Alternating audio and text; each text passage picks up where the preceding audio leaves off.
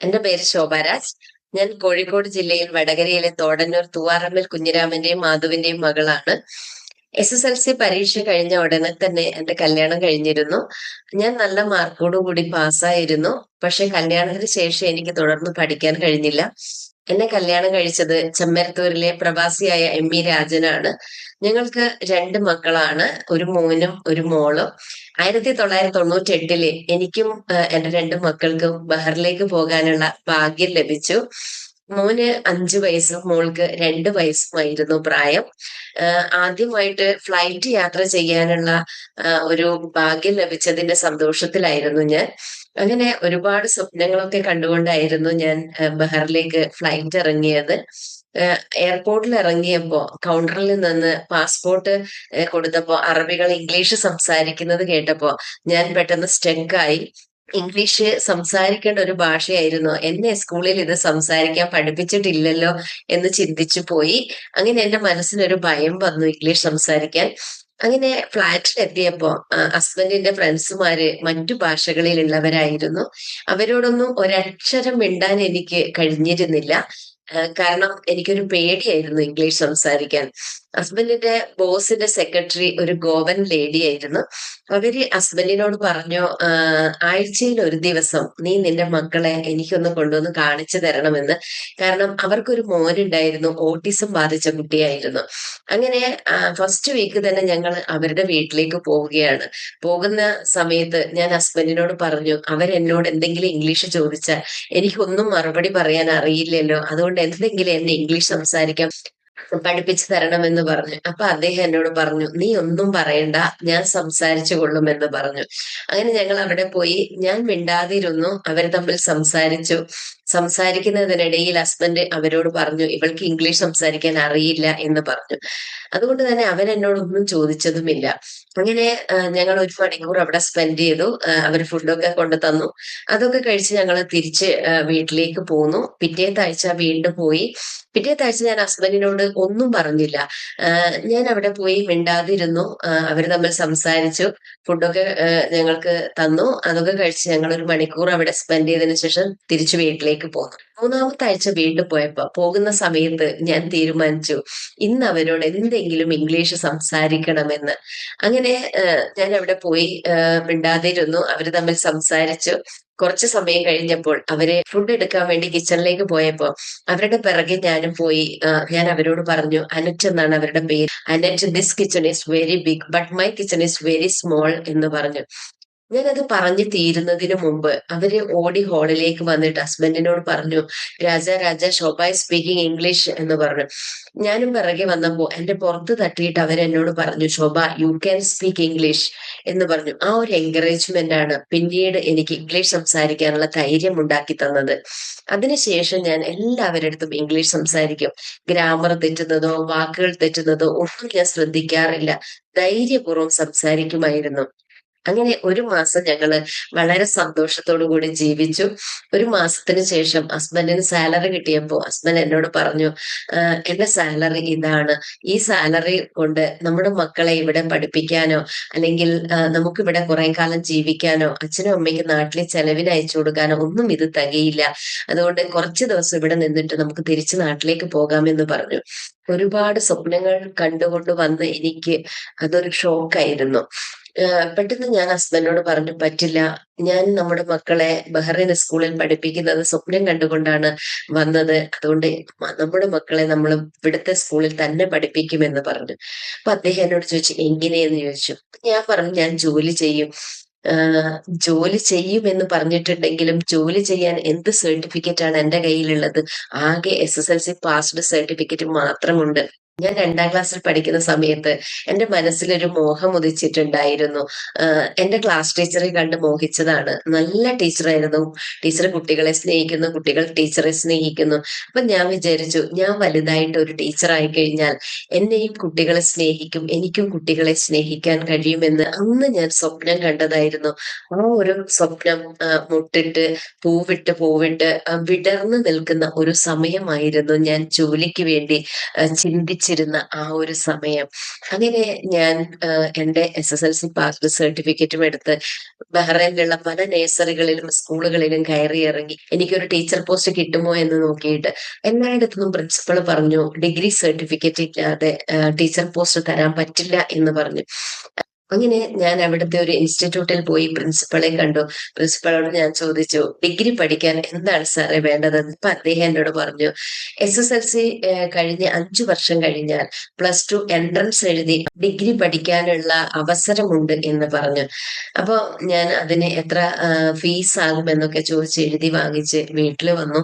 വീട്ടിൽ വന്നപ്പോൾ ഞാൻ ഹസ്ബൻഡിനോട് പറഞ്ഞു, ഞാൻ ഡേ കെയർ സ്റ്റാർട്ട് ചെയ്യുകയാണ്, എനിക്ക് പഠിക്കണം, എനിക്ക് ടീച്ചർ ആകണം എന്ന് പറഞ്ഞു. അങ്ങനെ ഞാൻ ആ ഫ്ലാറ്റിൽ തന്നെയുള്ള ഒരു കുട്ടിയെ ആദ്യമായി ഡേ കെയറിന് എടുത്തു. അവരുടെ കെയർ ഓഫിൽ പിന്നെ കുറെ കുട്ടികളെ എനിക്ക് കിട്ടി. അതേപോലെ ഞാൻ ട്യൂഷനും സ്റ്റാർട്ട് ചെയ്തു. ആദ്യമായി എനിക്ക് കിട്ടിയ ട്യൂഷന്റെ കുട്ടി ഒരു ഗോവൻ കുട്ടിയായിരുന്നു. 2ാം ക്ലാസ്സിൽ പഠിക്കുന്ന ഒരു കുട്ടി. എനിക്ക് ഇംഗ്ലീഷ് സംസാരിക്കാൻ ഒന്നും അറിയില്ല, പക്ഷെ എനിക്കൊരു ധൈര്യം ഉണ്ടായിരുന്നു, ഇംഗ്ലീഷ് സംസാരിക്കാൻ എനിക്ക് കഴിയുമെന്നുള്ള ഒരു ധൈര്യം. അങ്ങനെ ഞാൻ ആ ഗോവൻ കുട്ടിയോടും അവരുടെ പാരന്റ്സിനോടൊക്കെ സംസാരിച്ച് ഇംഗ്ലീഷ് സംസാരിക്കാൻ കുറച്ചൊക്കെ പഠിച്ചു. അങ്ങനെ ഞങ്ങളുടെ മോനെ സ്കൂളിൽ ചേർത്തു. അങ്ങനെ 1 വർഷത്തോളം ഞാൻ ഈ ഡേ കെയറും ട്യൂഷനും നടത്തി പൈസ കളക്ട് ചെയ്തു. കുറച്ച് പൈസ ഹസ്ബൻഡിനെ സഹായിക്കും, ബാക്കി ഞാൻ കളക്ട് ചെയ്തു. അതിനുശേഷം ഞാൻ ഈ ഒരു ഇൻസ്റ്റിറ്റ്യൂട്ടിൽ പോയി പ്രിൻസിപ്പളോട് ഞാൻ പറഞ്ഞു, എനിക്ക് ഡിഗ്രി പഠിക്കണം എന്ന്. അങ്ങനെ ഞാൻ എൻട്രൻസ് എഴുതി പാസ്സായി. ഡിഗ്രി ഫസ്റ്റ് ഇയർ സ്റ്റാർട്ട് ചെയ്തു. BA ഇംഗ്ലീഷ് ലിറ്ററേച്ചർ ആണ് എടുത്തത്. അങ്ങനെ ഫസ്റ്റ് ഇയർ കഴിഞ്ഞു, സെക്കൻഡ് ഇയർ കഴിഞ്ഞു, തേർഡ് ഇയർ ആയപ്പോൾ ഞാനൊരു ടീച്ചറെ പരിചയപ്പെട്ടു.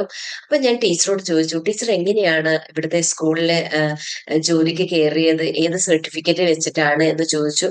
അപ്പം ടീച്ചർ പറഞ്ഞു, ഞാൻ ഒരു Montessori teachers training course Srinivasa അക്കാദമിയുടെ പോസ്റ്റൽ ഗ്രാജുവേഷൻ ആയിട്ട് ചെയ്തതാണ് എന്ന്. അപ്പൊ ഞാൻ ടീച്ചറോട് പറഞ്ഞു, എനിക്ക് ആ അഡ്രസ്സ് ഒന്ന് തരാമോ എന്ന് ചോദിച്ചു.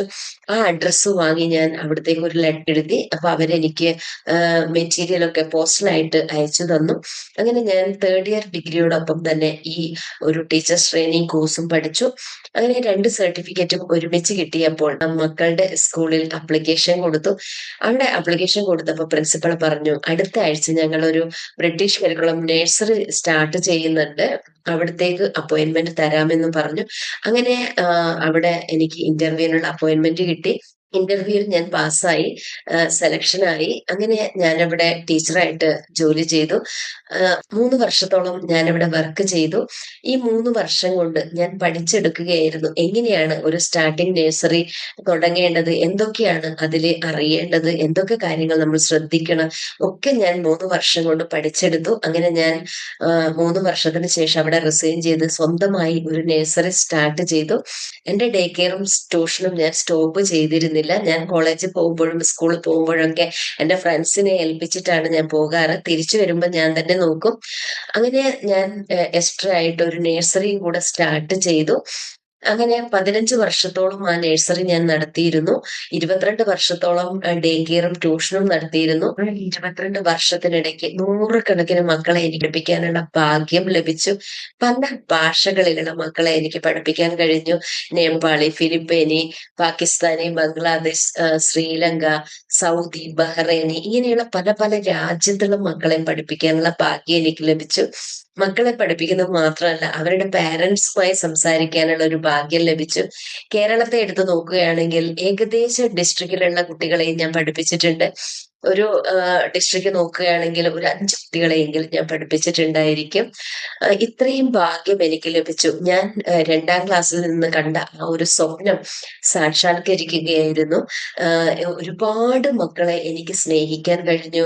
ഒരുപാട് മക്കൾക്ക് എന്നെ സ്നേഹിക്കാൻ കഴിഞ്ഞു. അത് ഈ ഒരു വീഡിയോ കാണുന്ന ആരെങ്കിലും എന്നെ പരിചയമുള്ളവരുണ്ടെങ്കിൽ അവർക്ക് അറിയാൻ പറ്റും ഞാൻ എത്രത്തോളം കെയർ ചെയ്തിട്ടാണ് എൻ്റെ മക്കളെ നോക്കിയതെന്ന്. എനിക്ക് 2 മക്കളാണെങ്കിലും ഒരുപാട് മക്കളെ എനിക്ക് വളർത്താനും പഠിപ്പിക്കാനും കെയർ കൊടുക്കാനും കഴിഞ്ഞു എന്നുള്ളതാണ് ഏറ്റവും വലിയൊരു ഭാഗ്യം. ഇവിടെ എനിക്ക് നിങ്ങളോട് എല്ലാവരോടും പറയാനുള്ളത്, സ്വപ്നം കാണുക, അത് സാക്ഷാത്കരിക്കാൻ വേണ്ടി എന്താണോ ചെയ്യേണ്ടത് അതുപോലെ ചെയ്യുക. നമ്മൾ അതിന് പ്രയത്നിക്കാൻ തയ്യാറായാൽ മാത്രം മതി, അതിന്റെ വഴി പ്രപഞ്ചം നമുക്ക് ഒരുക്കി തരുമെന്ന് അനുഭവത്തിലൂടെ മനസ്സിലാക്കിയ ഒരു വ്യക്തിയാണ് ഞാൻ. അതുകൊണ്ട് തന്നെയാണ് ഞാൻ നിങ്ങളോട് പറയുന്നത്, ആരും ജോലി ചെയ്യാതെ വെറുതെ ഇരിക്കരുത്. വെറുതെ ഇരിക്കാൻ വേണ്ടിയല്ല നമ്മൾ ഈ ഭൂമിയിൽ ജന്മമെടുത്തിരിക്കുന്നത്. ജീവിതം ആസ്വദിച്ച് ജീവിക്കാനും അതേപോലെ നമ്മളെ കൊണ്ട് കഴിയുന്ന സഹായം മറ്റുള്ളവർക്ക് ചെയ്തു കൊടുക്കാനും വേണ്ടിയാണ് നമ്മൾ ഈ ഭൂമിയിൽ വന്നിരിക്കുന്നത്. ആ കാര്യം ആരും മറക്കരുത്. എല്ലാവരും ജോലി ചെയ്യണം. ഒരുപാട് ലേഡീസ് ജോലി ചെയ്യാതെ വെറുതെ ഇരിക്കുന്നുണ്ട്. നിങ്ങളെ കൊണ്ട് പറ്റുന്ന ജോലികൾ ചെയ്തിട്ട് നിങ്ങൾ എന്തെങ്കിലും ഏൺ ചെയ്യണം. സ്വന്തം അച്ഛനും അമ്മയ്ക്കും ചെലവിന് അയച്ചു കൊടുക്കാനെങ്കിലും നിങ്ങൾ ഏൺ ചെയ്ത് ഉണ്ടാക്കണം. കാരണം നിങ്ങൾ അധ്വാനിക്കുന്ന ഒരു പൈസ നിങ്ങളുടെ അച്ഛനും അമ്മയ്ക്കും കൊടുക്കുമ്പോൾ അവർക്കുണ്ടാകുന്ന ഒരു സന്തോഷം എത്രത്തോളമാണെന്ന് അത് പറഞ്ഞറിയിക്കാൻ പറ്റാത്തതാണ്. എന്റെ അടുത്ത് കുട്ടികളെ കൊണ്ടാക്കുന്ന അമ്മമാരുടെ അടുത്ത് ഞാൻ ചോദിക്കും, എന്താണ് ചെയ്യുന്നത്? ഒന്നും ചെയ്യുന്നില്ലെന്ന് പറയുമ്പോൾ ഞാൻ ഡേ കെയർ നടത്താനുള്ള ഒരു പ്രോത്സാഹനം ഞാൻ കൊടുക്കാറുണ്ട്. പലർക്കും പല സ്ഥലങ്ങളിലും ജോലി ശരിയാക്കി കൊടുക്കാൻ ഞാൻ മുൻകൈ എടുത്തിട്ടുണ്ട്. ഇംഗ്ലീഷ് സംസാരിക്കാൻ അവരെ പഠിപ്പിച്ചു കൊടുത്തിട്ടുണ്ട്. എന്നെ കൊണ്ടാവുന്ന സഹായങ്ങളൊക്കെ ഞാൻ ചെയ്തു കൊടുക്കാറുണ്ടായിരുന്നു. ഞാൻ എന്റെ സ്റ്റോറി 10 മിനിറ്റിനുള്ളിൽ നിങ്ങളോട് പറഞ്ഞിട്ടുണ്ടെങ്കിലും ഓരോ ദിവസവും എന്റെ കഷ്ടപ്പാട് എത്രത്തോളമാണെന്ന് നിങ്ങൾക്ക് ഊഹിക്കാൻ പറ്റുന്നുണ്ടോ? ഡേ കെയറിന്റെ കുട്ടികളെ നോക്കണം, ട്യൂഷന്റെ കുട്ടികളെ നോക്കണം, അതേപോലെ സ്വന്തം മക്കളെ നോക്കണം. കുഞ്ഞു മക്കളാണ് എന്റേത്. ഭർത്താവിന്റെ കാര്യം നോക്കണം, വീട്ടിലെ കാര്യം നോക്കണം. എല്ലാം കഴിഞ്ഞ് 10 മണിക്ക് മക്കളെ ഉറക്കി കിടത്തിയതിന് ശേഷമാണ് എന്റെ ഡിഗ്രിയുടെ കാര്യങ്ങൾ ഞാൻ പഠിക്കുക, എസ് എ എഴുതുക. 1 മണി വരെയൊക്കെ എസ് എ എഴുതാറുണ്ട്. 4 മണിക്ക് എഴുന്നേക്കണം. 6:30 മണിക്ക് മക്കളുടെ ബസ് വരും. അപ്പോഴത്തേക്കും മക്കളെ റെഡിയാക്കണമെങ്കിൽ അത്രയും നേരത്തെ എഴുന്നേക്കണം.